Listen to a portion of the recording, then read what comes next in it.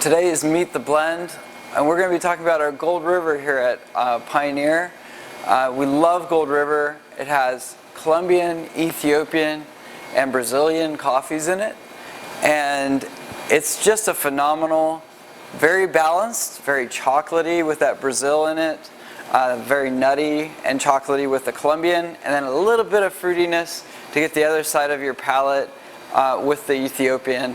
And we use Gold River for ourselves personally here behind bar on the espresso machine, which would be, this is an espresso, and then pour over is an option here, AeroPress is an option, but it is a standard for our espresso and our cold brew.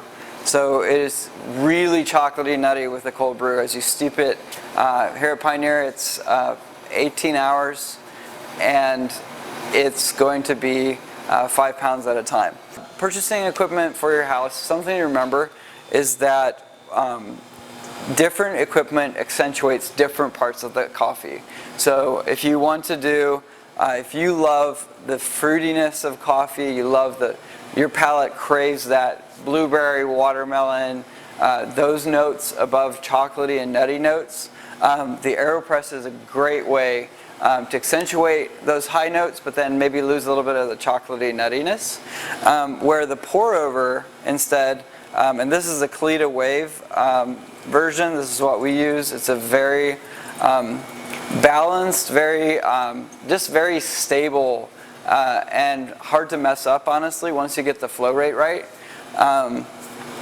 So this, on the other hand, would accentuate your chocolatey nutty notes, and then you'd lose a little bit of the fruity bright notes, and that would be for somebody that loves chocolate, loves nuttiness in their coffee. And then we have the Belgium siphon here. So this is something that you can get tableside at Pioneer, and what happens here is, just as a general, we put hot water in this side, and as it goes down, with the weight of the water, we light it, it brews over, and because it's kills the flame on its own, siphons back